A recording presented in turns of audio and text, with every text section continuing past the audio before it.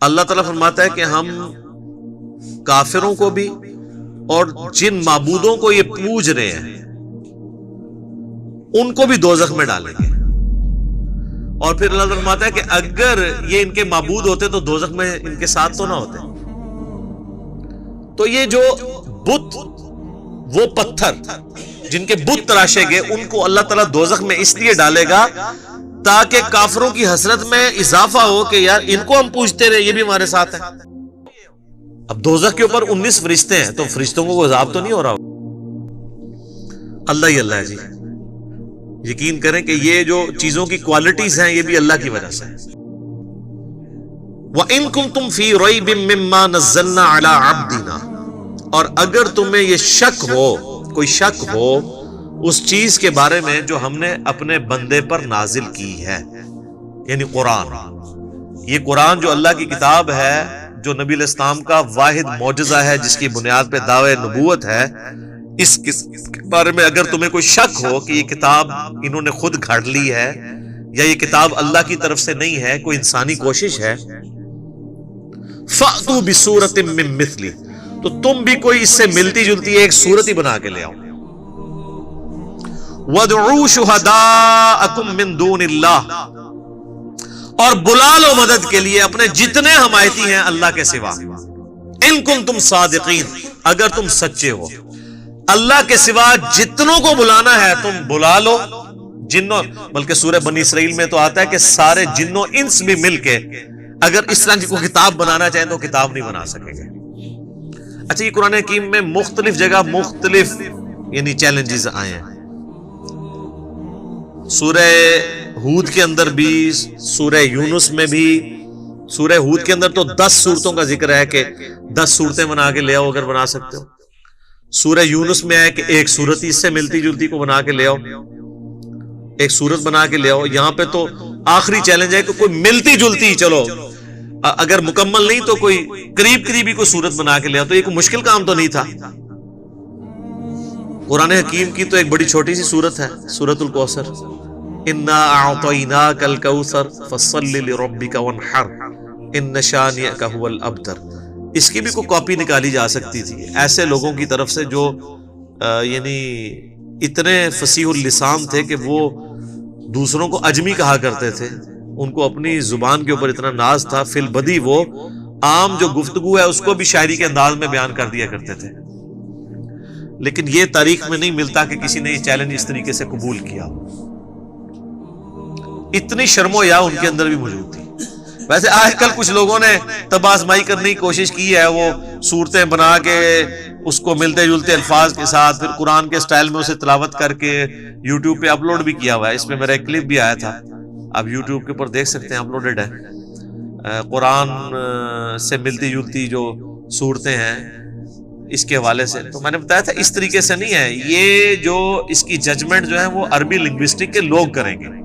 صرف اس سے ملتے جلتے الفاظ کے ساتھ کوئی عربی کا کوئی لٹریچر سامنے لے آنا یا خود لکھ لینا یا کوئی شاعری کر لینا، ظاہر ہم اجمی تو جج نہیں کر سکتے. ہاں، اجمیوں کے لیے ٹیسٹ یہ ہے کہ آج کے دور کا ہمارے پاس جو سب سے بڑا ٹچ سٹون ہے وہ سائنٹیفک فیلڈ کا علم ہے. اس کے اعتبار سے کوئی بھی قرآن حکیم کی ایک آیت بھی ایسی نہیں ہے جو اسٹیبلش سائنس کے خلاف ہو. اس ٹیسٹ سے آپ اسے گزار کے دیکھ لیں. لیکن وہ اسٹیبلش سائنس ہونی چاہیے، ہائپوتھیسز یا تھیوریز نہیں ہونی چاہیے. تو اس پہ بھی یہ پرفیکٹلی فلفل ہوگی. ڈاکٹر مورس بوکائل ایک فرینچ سرجن تھے، انہوں نے ایک اس کے اوپر کتاب بھی باقاعدہ لکھی ہے. مسلمان ہو گئے تھے، بائبل، قرآن اینڈ سائنس کے عنوان سے. اردو میں ترجمہ بھی ہوا ہے لیکن وہ بڑی مشکل سی اردو ہے اس کی. انگلش میں بھی ترجمہ ہوا ہے اس کا. بل وہ اسی رزلٹ پہ پہنچے ہیں کہ ساری الہامی کتابوں میں قرآن ہی ایسی ایک واحد الہامی کتاب ہے جس میں کوئی سائنٹیفک فالٹ موجود نہیں ہے. باقی کتابوں میں ایسی چیزیں ملتی ہیں اور ظاہر وہ اس لیے ہیں کہ وہ ٹیمپر ہوئی ہوئی ہیں، یعنی ان کے اندر تبدیلی ہو چکی ہے. اس میں اللہ تعالیٰ کی طرف سے منسوب نہیں کیا جا سکتا. یہ کتاب محفوظ ہونے کی ایک بہت بڑی دلیل یہ بھی ہے کہ اس میں آپ کو کوئی سائنٹیفک ایرر جو اسٹیبلش سائنس والی چیزیں ہوں، ہائپوتھیسز نہ ہو، وہ نہیں ملے گا. تو اگر تم سچے ہو تو اس طرح کی کوئی صورت ہی بنا. یہ اس زمانے کے لیے تو تھا وہ والا چیلنج. آج تک بھی یہ صرف عرب کے لوگوں کے اعتبار سے ہے، باقی اجمیوں کے لیے تو پھر باقی اعتبار سے بھی قرآن معجزہ ہی ہے۔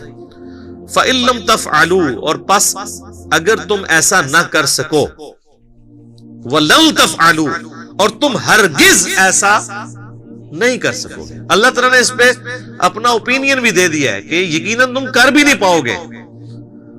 فَاتَّقُوا النَّارَ الَّتِي وَقُودُهَا النَّاسُ وَالْحِجَارَةُ، تو ڈرو اس آگ سے جس کا ایندھن آدمی اور پتھر بننے والے ہیں۔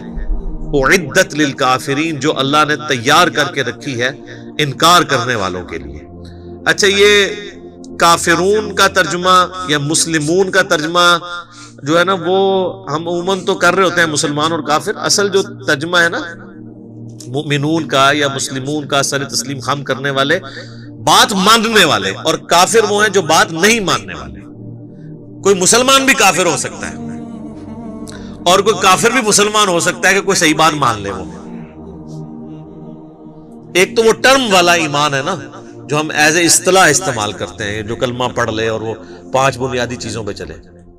لفظی ترجمہ یہ ہے کہ نہ ماننے والوں کے لیے، انکار کرنے والوں کے لیے، کفر کہتے ہیں انکار کرنے کو، ناشکری کرنے کو، اللہ تعالیٰ نے آگ تیار کر رکھی ہے جس کا ایندھن آدمی، انسان اور پتھر ہے۔ اللہم اجرنا من النار، اللہم اجرنا من النار، اللہم اجرنا من النار۔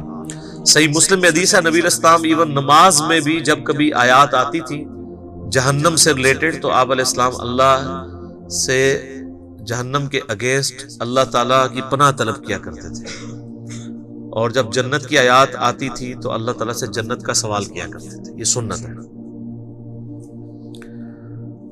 اچھا، یہ جو آیا کہ پتھر بھی ایندھن بنیں گے، تو یہ پتھر کو کوئی عذاب نہیں ہو رہا ہوگا بلکہ ان کی حسرت میں اضافے کے لیے ہوگا۔ اس کا ڈیٹیل ذکر سورۃ الانبیاء میں آئے گا۔ اللہ تعالیٰ فرماتا ہے کہ ہم کافروں کو بھی اور جن معبودوں کو یہ پوج رہے ہیں ان کو بھی دوزخ میں ڈالیں گے، اور پھر اللہ فرماتا ہے کہ اگر یہ ان کے معبود ہوتے تو دوزخ میں ان کے ساتھ تو نہ ہوتے۔ پھر کافروں نے اس کا بھی ٹھٹھا کیا، انہوں نے کہا اچھا اس کا تو مطلب ہے پھر عیسیٰ ابن مریم کو بھی دوزخ میں ڈالا جائے گا، کیونکہ عیسیٰ ابن مریم کی بھی لوگوں نے پوجا کی ہے۔ پھر اللہ تعالیٰ نے اس کا بھی جواب دیا، ریپلائی ٹو کے بغیر کام چلتا نہیں ہے نا، وسوسے اتنے ہیں، ریپلائی ٹو کے کلپ تو بنیں گے۔ وہ پھر سورہ الزخرف میں آیا، اللہ تعالیٰ نے یہ عیسیٰ کی مثال جو تم سے بیان کی ہے نا انہوں نے، تو یہ صرف جو ہے نا وہ حجت بازی کے لیے، پتہ ان کو بھی ہے کہ عیسیٰ ابن مریم کو دوزخ میں جائیں گے، وہ تو خود امام موحدین تھے اپنے وقت میں، توحید کے دائی تھے۔ قصور تو ان لوگوں کا ہے جنہوں نے عیسیٰ ابن مریم کے بارے میں ڈیوینٹی کلیم کی ہے، نہ کہ عیسیٰ ابن مریم۔ پھر انہوں نے کہا وہ تو ہمارے بندے خاص ہیں اور وہ تو قیامت کی نشانی میں سے ہیں۔ تو یہ جو بت، وہ پتھر جن کے بت تراشے گئے، ان کو اللہ تعالیٰ دوزخ میں اس لیے ڈالے گا تاکہ کافروں کی حسرت میں اضافہ ہو کہ یار ان کو ہم پوچھتے رہے، یہ بھی ہمارے ساتھ ہے۔ اس کا یہ مطلب نہیں ہے کہ وہ ان پتھروں کو عذاب ہو رہا ہوگا، بلکہ وہ پتھر تو الٹا ان کے لیے خود عذاب بن جائیں گے، کیونکہ جب پتھر گرم ہوں گے تو وہ تو گرمائی زیادہ فیل ہوگی۔ پتھر بھی لوگ گرم کر کے ان سے بھی ہیٹ حاصل کرتے ہیں نا، وہ تو ان کے لیے ہو۔ اب دوزخ کے اوپر 19 فرشتے ہیں، تو فرشتوں کو عذاب تو نہیں ہو رہا ہوگا، وہ تو مامور ہیں دوزخیوں کو مارنے پیٹنے کے لیے۔ اللہ تعالیٰ تو اس بات پہ قادر ہے کہ ایک ہی فریم آف ریفرنس میں مختلف لوگوں کے اوپر مختلف حالت طاری کر دے۔ یہ تو ہم نے دنیا میں ایکسپیرینس کیا ہے۔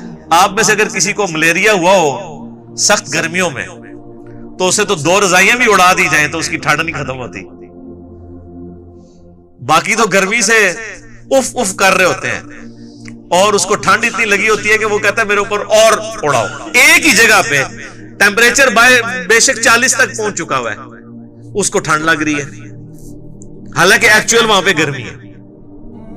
تو یہ اللہ تعالیٰ ایک فریم آف ریفرنس میں دنیا میں ایسی چیزیں کر کے بتاتا ہے کہ 2 مختلف بندوں پہ ایک ہی جگہ پہ 2 مختلف حالتیں طاری ہو جاتی ہیں۔ اللہ ہی اللہ ہے جی، یقین کریں کہ یہ جو چیزوں کی کوالٹیز ہیں یہ بھی اللہ کی وجہ سے ہے۔ اگر اللہ تعالیٰ کا امر اس کے پیچھے سے ہٹ جائے، آپ ساتوں سمندروں کا پانی بھی پی جائیں آپ کی پیاس نہیں بجھ سکتی. اور اگر آگ کے جلانے کی خاصیت اللہ تعالیٰ چھین لے، آپ پوری زمین کے درخت بھی جلا لینا، آپ ایک روٹی بھی نہیں پکا سکتے، کیونکہ وہ خاصیت ہی جب اللہ تعالیٰ لے لے گا.